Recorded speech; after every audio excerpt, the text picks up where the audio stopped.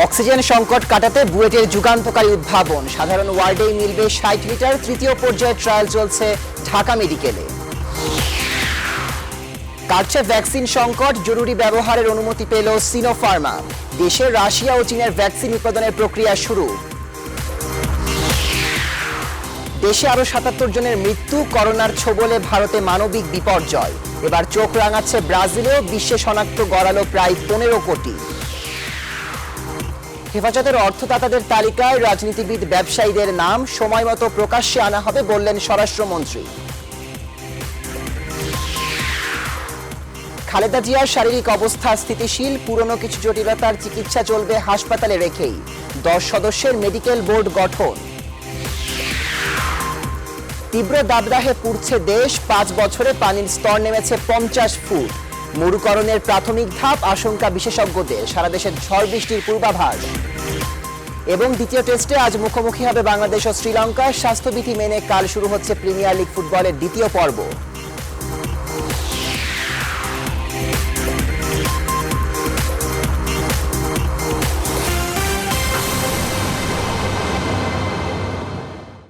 Rainbow allrounder exterior paint, বাংলাদেশের আবহাওয়া উপযোগী একমাত্র পেইন্ট। স্বাগত নিউজ 24 সংবাদে, আপনাদের সাথে আছি আমি রাগিব রহমান। দেখছিলেন শিরোনাম, এবার বিস্তারিত। হাইফ্লো নেজাল ক্যানুলার বিকল্প হতে পারে বুয়েটের অক্সিজেন সিপ্যাপ, যা কোনো রকম বিদ্যুতের সাহায্য ছাড়াই ৬০ লিটার পর্যন্ত অক্সিজেন প্রবাহে সক্ষম। ফলে কমবে আইসিইউ এর উপর চাপ, আর করোনার চিকিৎসা দেওয়া সম্ভব হবে দেশের উপজেলা পর্যায়েও। বিএমআরসির অনুমোদন সাপেক্ষে বর্তমানে যা আছে ঢাকা মেডিকেল কলেজ হাসপাতালের ক্লিনিক্যাল ট্রায়াল ফেজ 3-তে। রিশাদ হাসান জানাচ্ছেন বিস্তারিত।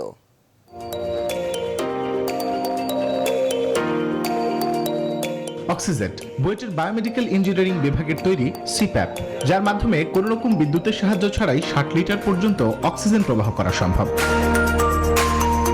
সাধারণত করোনা ওয়ার্ডে থাকা রোগীদের ১৫ লিটারের বেশি অক্সিজেন প্রবাহ করা যায় না। এর বেশি হলেই প্রয়োজন পড়ে আইসিইউ অথবা সমমানের এইচডিইউ। তবে এই সিপ্যাপ সাধারণ ওয়ার্ডে সেন্ট্রাল অক্সিজেন সাপ্লাইয়ের পাশাপাশি বাতাস থেকে গ্রহণ করবে বাড়তি অক্সিজেন, দুই মিলে যার প্রবাহ হবে ৬০ লিটার পর্যন্ত। এই প্রকল্পের পরিচালক বলেন, এর মাধ্যমে বিদ্যুৎ সাশ্রয়ের পাশাপাশি সাশ্রয় হবে ব্যাপক অর্থ, পাশাপাশি কমাবে আইসিইউর উপর চাপ।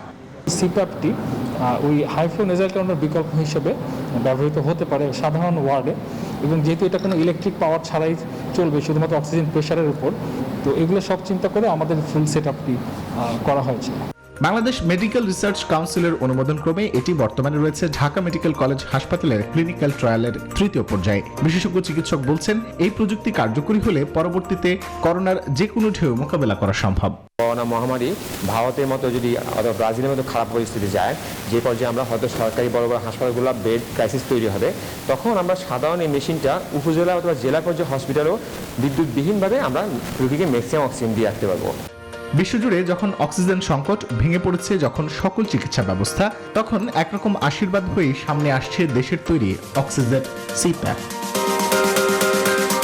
বর্তমান বাজারে একটি হাইফ্লো নেজাল ক্যানুলার মূল্য 5 থেকে 7 লাখ টাকা, যেখানে এই অক্সিজেন তৈরি করতে খরচ হয়েছে মাত্র 20,000 টাকা।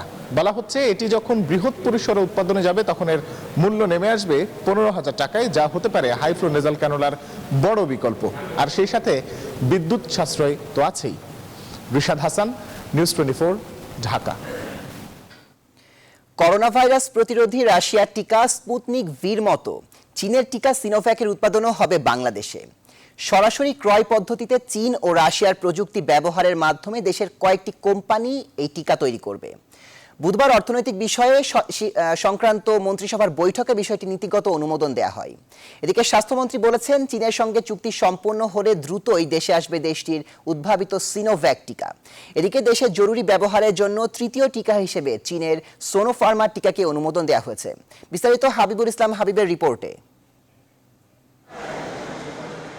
ভারত সিরামের টিকা রপ্তানি বন্ধের ঘোষণার পর কোভিড-19 প্রতিরোধ কার্যক্রমে সৃষ্টি হয় অনিশ্চয়তা। এ নিয়ে সরকারি ও বেসরকারি মহল থেকেও সৃষ্টি হয় আলোচনা সমালোচনা, কিন্তু সব শঙ্কা উপেক্ষা করে টিকা নিয়ে আশার বার্তা দিল সরকার। চীন ও রাশিয়ার প্রযুক্তি ব্যবহারের মাধ্যমে দেশের কয়েকটি কোম্পানি টিকা তৈরি করবে বলে জানিয়েছেন অর্থমন্ত্রী। অর্থনৈতিক বিষয় সংক্রান্ত মন্ত্রিসভার বৈঠকে বিষয়টির নীতিগত অনুমোদন শেষে ভার্চুয়াল ব্রিফিংয়ে একথা বলেন তিনি। রাশিয়ান স্পুটনিক, সাইনোফার্ম যেটা আমরা সাইনোভ্যাক হিসেবে জানি, এই দুটি দেশ এবং এই দেশের সংশ্লিষ্ট সংস্থা যারা আছে তাদের সাথে আলোচনা চলছে আমাদের বিষয়ের ব্যবস্থা নেওয়ার জন্য। আমাদের বক্তব্য এবং আমাদের প্রজেকশনটি আরো উপরে, সেটা যে পর্যন্ত বর্ষ শেষ না হবে, সময় শেষ না হবে, আমরা সেই তথ্যটি নিরূপণ করতে পারবো না। তারপর আমি বলবো তারা যা বলেছেন সেটাও কিন্তু অনেক বড়। এদিকে মহাখালীর বক্ষব্যাধি ইনস্টিটিউটে 150 শয্যার করোনা ইউনিট উদ্বোধনী অনুষ্ঠানে ভার্চুয়ালি যুক্ত হন স্বাস্থ্যমন্ত্রী জাহিদ মালেক। এ সময় তিনি বলেন, করোনা টিকা শেষ হওয়ার আগেই টিকার যোগান নিশ্চিত করবে সরকার। এজন্য চীন সরকারের সঙ্গে যোগাযোগ চলছে। খুব অল্প সময়ের মধ্যে এই চুক্তি সম্পন্ন করা হবে। অল্প সময়ের মধ্যেই চায়নার সাথেও, সিনোফার্মের সাথেও আমরা হয়তোবা চুক্তিবদ্ধ হতে পারবো। ভারতের সাথেও আমাদের কথাবার্তা চলছে যাতে অ্যাস্ট্রাজেনিকা ভ্যাকসিন আমরা যাতে তাড়াতাড়ি পাই, এবং সে বিষয়ে মাননীয় প্রধানমন্ত্রীও তাগিদ দিচ্ছে। তবে স্থানীয় কোন কোন কোম্পানির সঙ্গে দেশ দুটি টিকা উৎপাদন করবে তা এখনো নিশ্চিত নয়। হাবিবুল ইসলাম হাবিব, নিউজ 24, ঢাকা। করোনার ভ্যাকসিন নিয়ে কারোর সাথে বিশেষ কোনো সম্পর্কের দরকার নেই।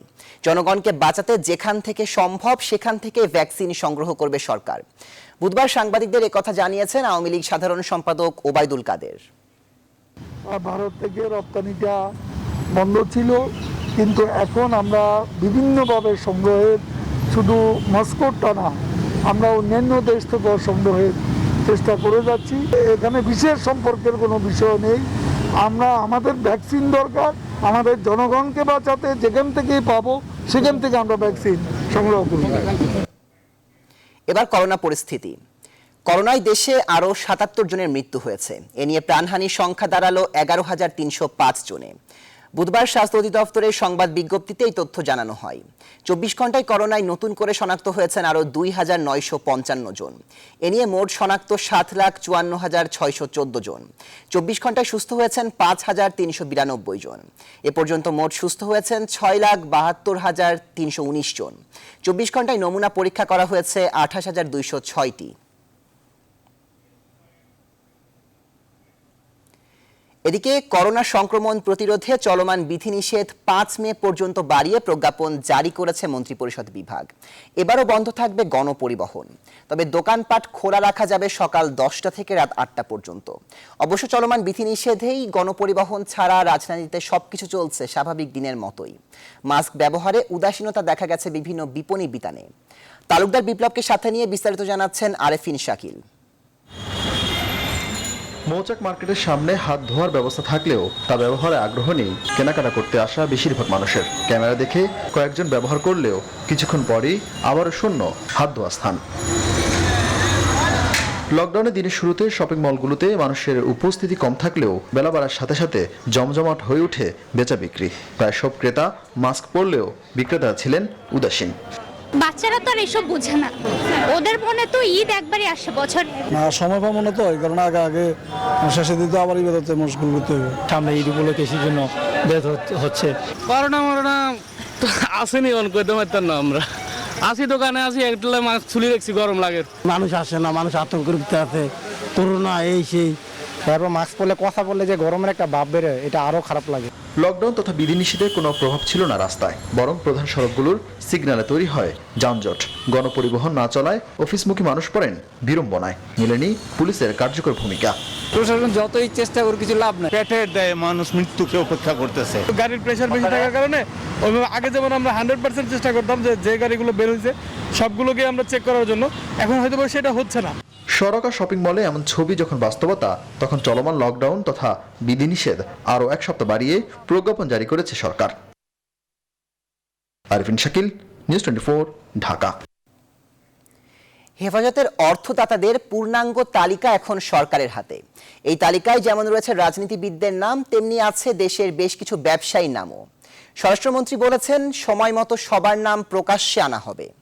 এছাড়া মামুনুল ও হেফাজতের বিরুদ্ধে দায়ের করা সব মামলা আইন অনুযায়ী চলবে বলেও জানান তিনি। এদিকে বুধবার হেফাজতে ইসলামের নেতা হাফেজ মুফতি হাবিবুল্লাহ মাহমুদ কাশেমি ও মুফতি ফয়সাল মাহমুদ হাবিবিকে গ্রেফতার করেছে ঢাকা মহানগর গোয়েন্দা পুলিশ। বিস্তারিত মাসুদা লাবণীর প্রতিবেদনে। গেল ৩ এপ্রিল নারায়ণগঞ্জের সোনারগাঁয়ে রয়্যাল রিসোর্ট কাণ্ডে হেফাজতে ইসলাম বাংলাদেশ এর নেতা মামুনুল হকের সাথে জান্নাতারা ঝর্ণা অবরুদ্ধ হওয়ার পর সেখানে তাণ্ডব চালায় হেফাজত ও খেলাফত মজলিসের নেতাকর্মীরা। উদ্ধার করে নিয়ে যায় তাদের। এরপর থেকেই লোকচক্ষুর আড়ালে ছিলেন ঝর্ণা। রিসোর্ট কাণ্ডে মামুনুল হকের সাথে ঝর্ণার ফোনালাপ ফাঁসের পর মামুনুল ছাড়াও আলোচিত চরিত্র হয়ে ওঠেন ঝর্ণা। মঙ্গলবার রাজধানীর বছিলায় মামুনুলের বোনের বাসা থেকে ঝর্ণাকে উদ্ধার করে গোয়েন্দা পুলিশ। এখনো এটা জিজ্ঞাসাবাদ করিনি। তার বাবা আপনার ফরিদপুর থেকে আসে গত পরশুদিন একটি জিডি করে তার মেয়েকে উদ্ধারের বিষয়ে। হলো মামুনুল হকের এক রিলেটিভের বাড়ি, সেখান থেকে তার যে ঝর্ণা বেগম তাকে দিয়ে দেওয়া হয়। এদিকে বুধবার সকালে নিজ বাসায় স্বরাষ্ট্রমন্ত্রী আসাদুজ্জামান খান কামাল বলেন, মামুনুল হক ও হেফাজতের বিরুদ্ধে সব মামলার অগ্রগতি আইন অনুযায়ী চলবে। তারা সবসময় রাজনৈতিক বেড়াজালের মধ্যে আটকে বিভিন্ন অপকৌশলে আমাদের চিহ্নিত যে জঙ্গি, চিহ্নিত সন্ত্রাসী যারা সবসময় রাষ্ট্রের একটা অস্থিতিশীল পরিস্থিতি সৃষ্টি করে তাদের সঙ্গে সম্পৃক্ত হয়ে যায়। হেফাজতের ফিন্যান্স যারা করে সেগুলোকে আমরা এখন আমাদের গোয়েন্দা সংস্থারা কাজ করছেন। আমরা কিছু কিছু উপাদান পাচ্ছি। আমরা এখনই অ্যানাউন্স করার মতন উপাদান আমরা আরও কিছুদিন আমরা তদন্ত করে আমরা অ্যানাউন্স করব। এছাড়াও প্রথম দফা রিমান্ড শেষে মামুনুল আরও 2 মামলায় আছেন 7 দিনের রিমান্ডে। জিজ্ঞাসাবাদে নতুন নতুন তথ্য পাওয়া যাচ্ছে বলে জানায় গোয়েন্দা পুলিশ। মাসুদা লাবণী, নিউজ 24, ঢাকা। খালেদা জিয়ার চিকিৎসার জন্য 10 সদস্যের মেডিকেল বোর্ড গঠন করা হয়েছে। বুধবার রাতে এক সংবাদ সম্মেলনে একথা জানান তার ব্যক্তিগত চিকিৎসক টিমের সদস্য অধ্যাপক AZM জাহিদ হোসেন। তবে বেগম জিয়ার শারীরিক অবস্থা স্থিতিশীল আছে। তার পুরনো কিছু রোগের পরীক্ষাগুলো করার সিদ্ধান্ত নিয়েছেন চিকিৎসকরা। এজন্য অন্তত আরও 2-3 দিন তাকে হাসপাতালে থাকতে হবে। প্লাবন রহমান জানাচ্ছেন বিস্তারিত।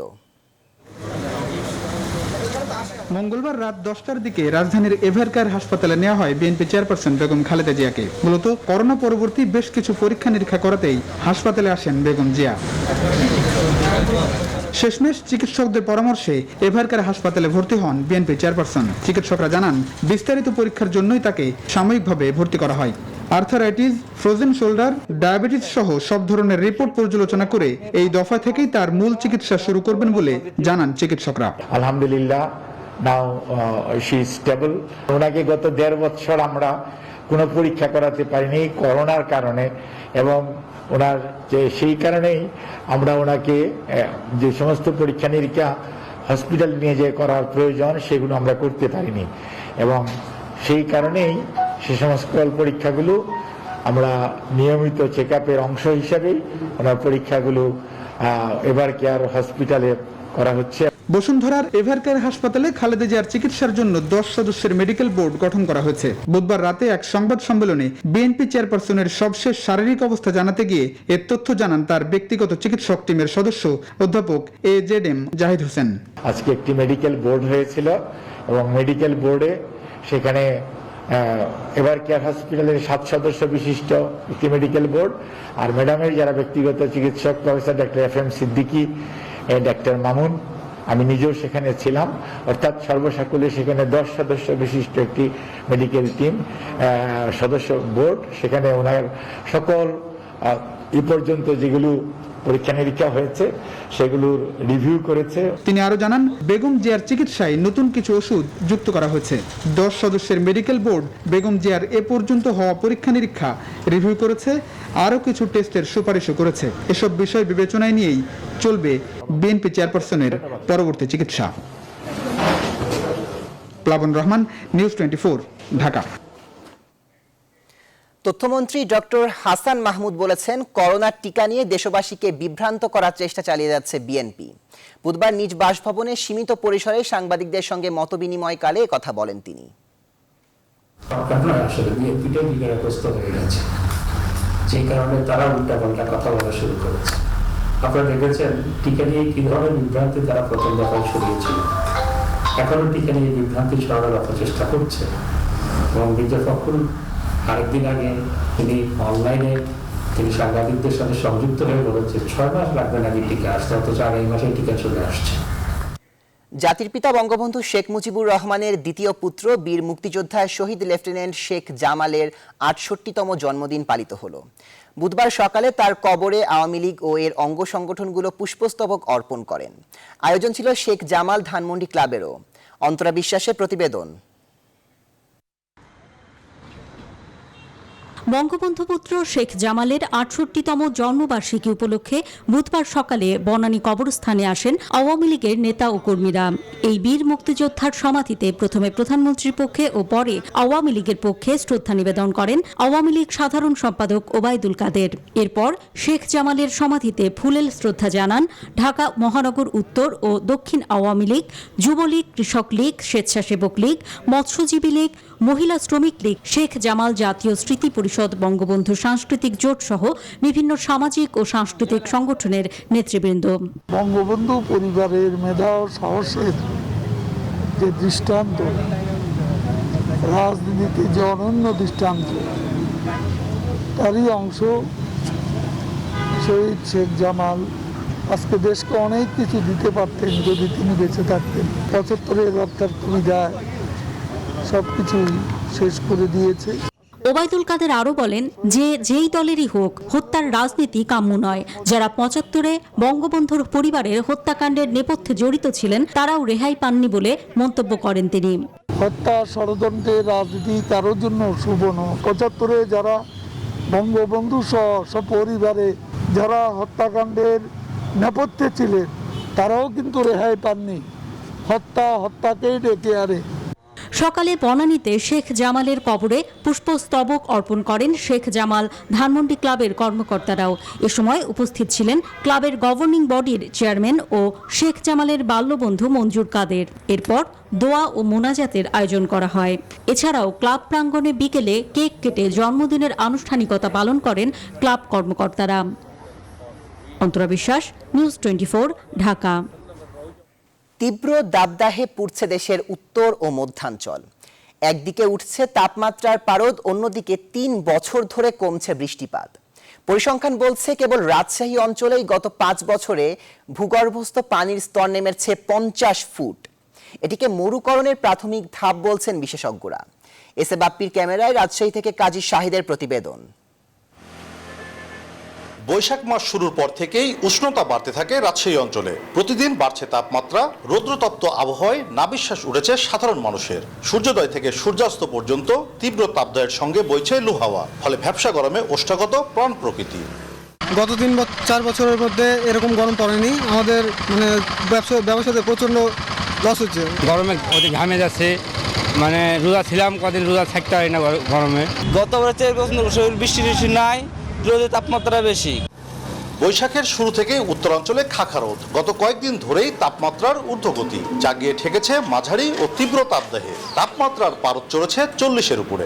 গত কয়েকদিন থেকে রাজশাহী আবহাওয়া অফিসের তাপমাত্রা 37 থেকে 40 ডিগ্রির মধ্যে ওঠানামা করছে।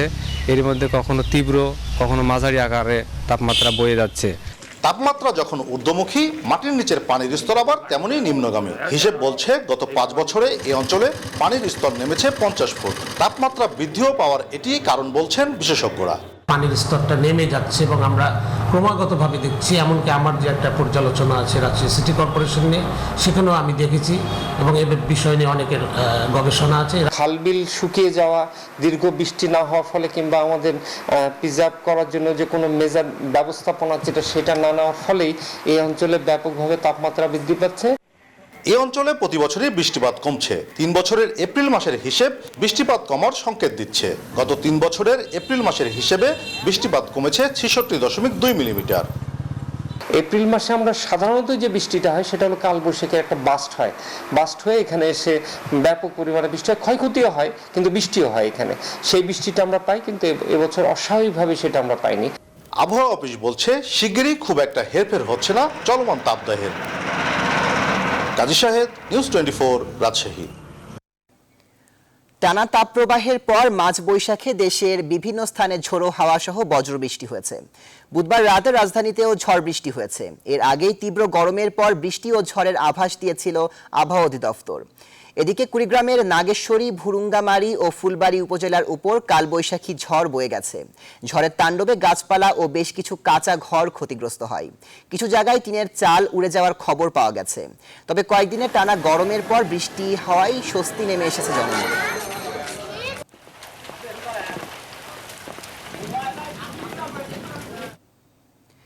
রাজধানী সহ দেশের বিভিন্ন স্থানে আজ সকাল 8টা 21 মিনিটে ভূমিকম্প অনুভূত হয়েছে। আবহাওয়া অধিদপ্তর বলছে রিক্টার স্কেলে এর মাত্রা ছিল 6। ভূমিকম্পের উৎপত্তিস্থল ঢাকা থেকে 397 কিলোমিটার দূরে আসামে। তবে ভারতের গণমাধ্যম বলছে উৎপত্তিস্থলে মাত্রা ছিল 6.2। কয়েকদিন ধরেই সারা দেশে তীব্র দাবদাহ চলছে। এর মধ্যেই ভূমিকম্প হলো। তবে ভূমিকম্পে কোনো ক্ষয়ক্ষতির খবর পাওয়া যায়নি।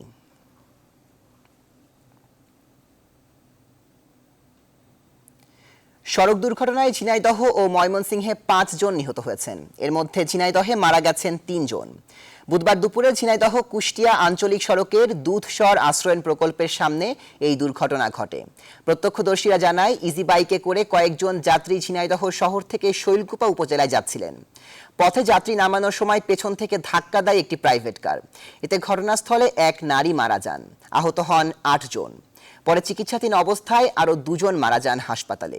এছাড়া ময়মনসিংহের তারাকান্দায় ট্রাকের সঙ্গে অটোরিকশার সংঘর্ষে 3 জন নিহত হয়েছেন।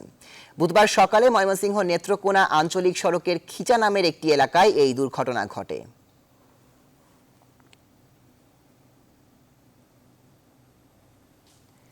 এবার সারার সৌজন্যে ঈদ বাজারের খবর।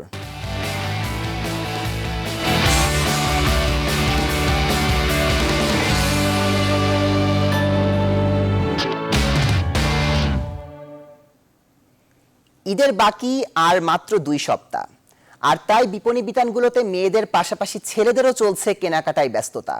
ঈদ কেনাকাটায় ছেলেদের প্রথম পছন্দ পাঞ্জাবি হয় ফ্যাশন হাউসগুলো এবার বাজারে এনেছে বিভিন্ন রঙের ও ডিজাইনের পাঞ্জাবি। গরমের কথা চিন্তা করে এবার সুতি কাপড়কে প্রাধান্য দিচ্ছেন ক্রেতারা। বিস্তারিত জানাচ্ছেন ফাতেমা কাউসার। বাঙালির আপন ঐতিহ্য আর ধর্মীয় ভাবভঙ্গি মিলিয়ে প্রচলিত এদেশের ঈদ উৎসব মানেই নতুন পোশাক। ছেলেদের ফ্যাশনে পরিবর্তনের ছোঁয়া জাগিয়ে তুলতে তাই নতুন কাট ও ডিজাইনের ভিত্তিতে সেজে উঠেছে রাজধানী বিভিন্ন শপিং মল, মার্কেট ও বিভিন্ন ফ্যাশন হাউস। ঈদ উৎসবে ছেলেদের প্রথম পছন্দ পাঞ্জাবি। সময়ের সাথে এই পোশাকে এসেছে নানা পরিবর্তন। জাঁকজমক নকশা, জমকালো রং সব মিলিয়ে এসেছে সক্রিয়তাও। গরমের কথা চিন্তা করে এবার পাঞ্জাবিতে সুতি কাপড়কে প্রাধান্য দেওয়া হয়েছে। বিক্রেতারা বলছেন চলমান লকডাউনে এবার অন্যান্য ঈদের চেয়ে কিছুটা কম বেচা বিক্রি। বেচা কিনা ইনশাল্লাহ মোটামুটি খারাপ না, তবে করোনার জন্য আগের থেকে একটু বেচা কিনা খারাপ। প্রত্যেকটা ফেব্রিক্স খুবই কমফোর্টেবল। লিলেনের ভিতরে কিছু ফেব্রিক্স আছে, এমনি কটন আছে। কাস্টমার কিছু সিম্পলের মধ্যে কিছু গর্জিয়াস পাঞ্জাবি খুঁজতেছে। তবে ঈদ আনন্দ এবার শুধু পাঞ্জাবিতেই থেমে থাকছে না, বরং সময় উপযোগী নান্দনিক সব শার্ট ও টি শার্টেও সেজে উঠেছে ছেলেদের ঈদ বাজার। ঈদের মার্কেটের জন্য আসছি, ছেলেদের জন্য গেঞ্জি কিনবো, গরম তো সুতি গেঞ্জি কিনবো। আমার ভাইয়ের জন্য কেনার জন্য আসছি। আমি মূলত এখন এই গরমের জন্য সাদা কালারটাই চুজ করতেছি। যেহেতু সামনে ঈদ, বাচ্চাদের জন্য কিছু কিনতেই হবে, কারণ তাদের খুশিতেই আমরা খুশি। যদি রিজনেবল প্রাইসের ভিতরে থেকে থাকে তাহলে আমাদের সামর্থ্য অনুযায়ী আমরা নিয়ে নিই। শপিং মল খোলার শুরুর দিকে খুব একটা বিক্রি না হলেও শেষ মুহূর্তে বেচা কেনা জমে উঠবে বলে প্রত্যাশা বিক্রেতাদের। ফাতেমা কাউসার, নিউজ 24, ঢাকা। এবার ফার্স্ট সিকিউরিটি ইসলামী ব্যাংক অর্থ বাণিজ্যের সংবাদ।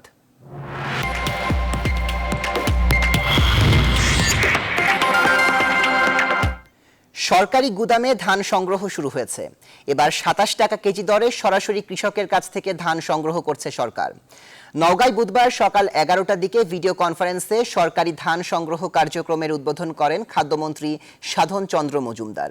নওগাঁ ছাড়াও বগুড়া, দিনাজপুর, নেত্রকোনা সহ দেশের 9টি জেলায় যুক্ত হয়ে কার্যক্রম উদ্বোধন করেন মন্ত্রী। এ সময় বিভিন্ন অঞ্চলে চাষিদের সঙ্গে কথা বলে বাজার দরের খোঁজ নেন তিনি। উল্লেখ্য, আগামী 7 মে থেকে শুরু হবে চাল সংগ্রহ কার্যক্রম।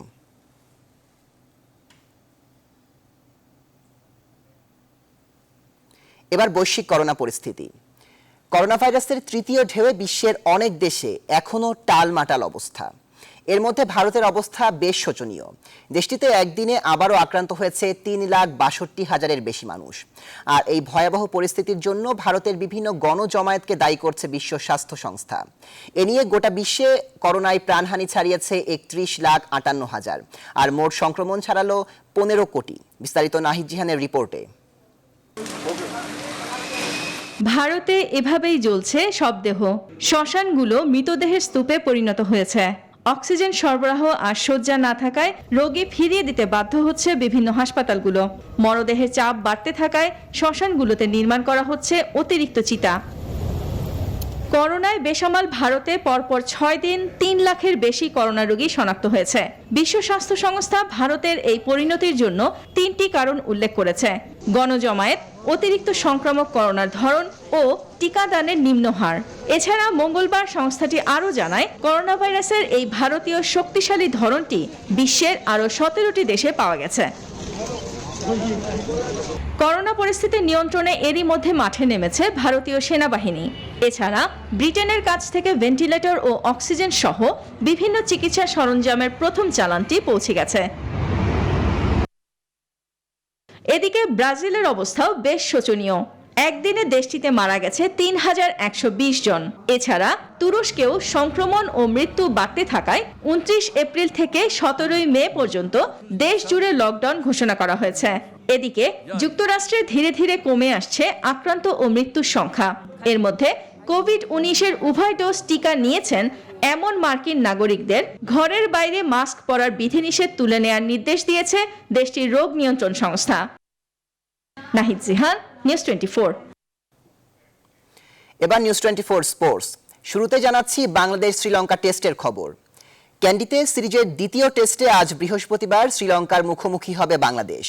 ম্যাচ শুরু হবে সকাল 10:30টায়। দ্বিতীয় টেস্ট জিতে সিরিজ নিশ্চিতের লক্ষ্য উভয় দলের। সিরিজ জয়ের ব্যাপারে টাইগার ক্রিকেটারদের উপর আস্থা রাখছেন কোচ রাসেল ডোমিঙ্গো। বিস্তারিত দেখুন মাহফুজুল ইসলামের রিপোর্টে। ক্যান্ডিতে প্রথম টেস্টে উভয় দলের রানের পাহাড়। ড্র হওয়া প্রথম টেস্টে সব রেকর্ড ছাপিয়ে আলোচনায় উইকেট। দ্বিতীয় টেস্ট সেখানেই, তাই তো দু দলের একাদশ কেমন হতে যাচ্ছে সেই আলোচনায় পড়েছে কিছুটা ফাটা। প্রথম ম্যাচে টাইগার ব্যাটসম্যানদের ব্যাটে আর মস্তিষ্কে টেস্ট সুলভ আচরণ আলোচনা ফেলেছে বেশ। অন্যদিকে উইকেটের মলিনতাকে পাশ কাটিয়ে পেসারদের লেন্থ আর পেসের সমন্বয়ে বাংলাদেশের বড় প্রাপ্তি। দ্বিতীয় টেস্টের আগে সেসব মাথায় রাখছেন tiger coach Russell Domingo. I haven't seen it today, but I did see it yesterday. Looked pretty good wicket. প্রথম টেস্টে উইকেট আলোচনায় ছিল। সেই টেস্টে ব্যাটসম্যানরা তাদের দায়িত্ব পালন করেছে ভালোভাবেই। বোলাররা সেভাবে উইকেট না পেলেও পেসারদের কথা আলাদাভাবে বলতেই হবে। তাসকিন, এবাদত, রাহিরা লাইন লেন্থের পাশাপাশি এক রিদমে বেশ গতিতে বল করে গেছে, যা কিনা বাংলাদেশের ক্রিকেটের জন্য ভালো। দ্বিতীয় টেস্টের আগে আমি আমার ছেলেদের উপর পূর্ণ আস্থা রাখছি। টাইগারদের শক্তিমত্তা ভালোই জানা লঙ্কান দলপতির, তাই তো সাবধানী দিমুথ করুণারত্নে। সব ছাপিয়ে ঘরের মাঠে সিরিজ জয়ের লক্ষ্য তাদের। আমরা বাংলাদেশের শক্তিমত্তা সম্পর্কে ভালোভাবেই জানি, বেশ ভালো দল। তবে ঘরের মাঠে আমাদের লক্ষ্য সিরিজ জয়, সেটি নিয়েই আমরা ভাবছি। মাহফুজুল ইসলাম, নিউজ 24।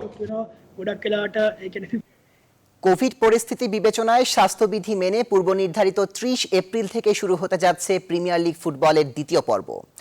লকডাউন পরিস্থিতি বিবেচনায় শুধুমাত্র একটি ভেন্যুতে হবে খেলা। সরকারি নির্দেশনায় লকডাউন উঠিয়ে না নেওয়া পর্যন্ত বঙ্গবন্ধু স্টেডিয়ামে হবে লিগের পরবর্তী রাউন্ডের ম্যাচগুলো। সংবাদ সম্মেলনে এসব তথ্য জানিয়েছেন বাফুফের লিগ কমিটির চেয়ারম্যান সালাম মুর্শেদি। মাহফুজুল ইসলামের আরেকটি রিপোর্ট। লিগ আদৌ 30 এপ্রিল শুরু হবে কিনা সেটি নিয়েছিল শঙ্কা। বিশেষ করে আরামবাগ ব্রাদার্স, মুক্তিযোদ্ধা ও উত্তর বারিধারা এই 4 ক্লাবের সমস্যাগুলো বিবেচনায় নিয়ে সূচি জটিলতায় ছিল বাফুফে। তবে লিগ কমিটির প্রধান সালাম মুর্শিদি জানালেন, 4 ক্লাবের সমস্যাগুলোর সমাধানের পথ তৈরি করে 30 এপ্রিল থেকেই শুরু হতে যাচ্ছে প্রিমিয়ার লিগ ফুটবলের দ্বিতীয় পর্বের খেলা। আমাদের গত মিটিংয়ে যে সিদ্ধান্ত ছিল যে 30 এপ্রিল থেকে আমাদের পেশাদার লিগের দ্বিতীয় পর্বের খেলা শুরু হবে, সেই সিদ্ধান্ত সঠিক একই সিদ্ধান্ত 30 তারিখেই আমাদের খেলা শুরু হবে, সেটি বলবৎ আছে। দ্বিতীয় লিগের খেলা হবে এক ভেন্যুতে। লকডাউন পরিস্থিতি বিবেচনায় সরকারের সিদ্ধান্ত আনুষ্ঠানিকভাবে না আসা পর্যন্ত বঙ্গবন্ধু স্টেডিয়ামে হবে পরবর্তী রাউন্ডের ম্যাচগুলো। আমরা যে 4টা ভেন্যুতে অতীতে খেলেছি, আমরা শুরুটা একটা ভেন্যু দিয়ে করব, অর্থাৎ বঙ্গবন্ধু জাতীয় stadium, only for lockdown time. FC কাপে আবাহনী লিমিটেডের ম্যাচগুলো নিয়ে তৈরি জটিলতা নিরসনে এফসি থেকে নির্দেশনা পাওয়ার পরই সূচিতে কিছুটা পরিবর্তন আনা হবে বলে জানান লীগ কমিটির প্রধান। আবাহনী লিমিটেডের এই এফসি কাপে অংশগ্রহণটাকে ধরে নিয়েই আমরা কিন্তু ফিকচারটা সাজাচ্ছি। পরবর্তীতে যদি কোনো পরিবর্তন আসে তাহলে আমরা সেই জায়গাটা আবার পরিবর্তন আনবো। মাহফুজুল ইসলাম, নিউজ 24, ঢাকা। জাতির পিতা বঙ্গবন্ধু শেখ মুজিবুর রহমানের দ্বিতীয় পুত্র বীর মুক্তিযোদ্ধা শহীদ লেফটেন্যান্ট শেখ জামালের 68তম জন্মদিন পালন করেছে শেখ জামাল ধানমন্ডি ক্লাব। বুধবার সকালে বনানীতে শেখ জামালের কবরে পুষ্পস্তবক অর্পণ করেন ক্লাবের কর্মকর্তারা। এ সময় উপস্থিত ছিলেন ক্লাবের গভর্নিং বডির চেয়ারম্যান ও শেখ জামালের বাল্যবন্ধু মঞ্জুর কাদের। এছাড়াও উপস্থিত ছিলেন ক্লাবের ফুটবল কমিটির চেয়ারম্যান সাবেক জাতীয় ফুটবলার আশরাফুদ্দিন আহমেদ চুন্নু, ফুটবল কমিটির ডেপুটি চেয়ারম্যান ও জাতীয় পুরস্কারপ্রাপ্ত সাবেক জাতীয় ফুটবলার আব্দুল গাফফার। এছাড়াও উপস্থিত ছিলেন ক্লাবের সাধারণ সম্পাদক ফয়জুর রহমান। এ সময় দোয়া ও মোনাজাত অনুষ্ঠিত হয়। এছাড়াও ক্লাব প্রাঙ্গণে বিকেলে কেক কেটে জন্মদিনের আনুষ্ঠানিকতা পালন করেন ক্লাব কর্মকর্তারা।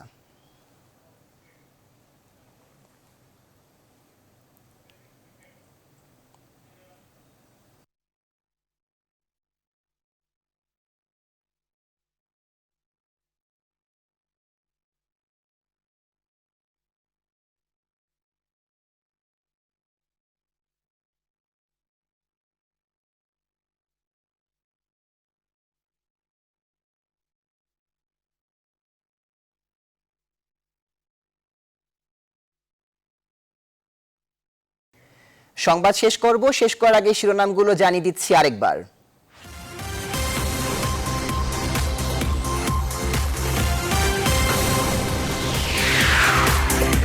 অক্সিজেন সংকট কাটাতে বুয়েটের যুগান্তকারী উদ্ভাবন, সাধারণ ওয়ার্ডেই মিলবে 60 লিটার।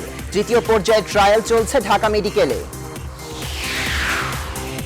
কাটছে ভ্যাকসিন সংকট, জরুরি ব্যবহারের অনুমতি পেল সিনোফার্মা। দেশে রাশিয়া ও চীনের ভ্যাকসিন উৎপাদনের প্রক্রিয়া শুরু। দেশে আরো 77 জনের মৃত্যু, করোনার ছোবলে ভারতে মানবিক বিপর্যয়। এবার চোখ রাঙাচ্ছে ব্রাজিলেও, বিশ্বে শনাক্ত করালো 15 কোটি। হেফাজতের অর্থদাতাদের তালিকায় রাজনীতিবিদ ব্যবসায়ীদের নাম সময় মতো প্রকাশ্যে আনা হবে বললেন স্বরাষ্ট্রমন্ত্রী। খালেদা জিয়ার শারীরিক অবস্থা স্থিতিশীল, পুরনো কিছু জটিলতার চিকিৎসা চলবে হাসপাতালে রেখেই 10 সদস্যের মেডিকেল বোর্ড গঠন। তীব্র দাবদাহের পর দেশের বিভিন্ন স্থানে ঝড় বৃষ্টি, 5 বছরে পানির স্তর নেমেছে 50 ফুট। মরুকরণের প্রাথমিক ধাপ আশঙ্কা বিশেষজ্ঞদের। এবং দ্বিতীয় টেস্টে আজ মুখোমুখি হবে বাংলাদেশ ও শ্রীলঙ্কা। স্বাস্থ্যবিধি মেনে কাল শুরু হচ্ছে প্রিমিয়ার লিগ ফুটবলের দ্বিতীয় পর্ব। এখন এ পর্যন্তই সাথে থাকার জন্য সবাইকে ধন্যবাদ।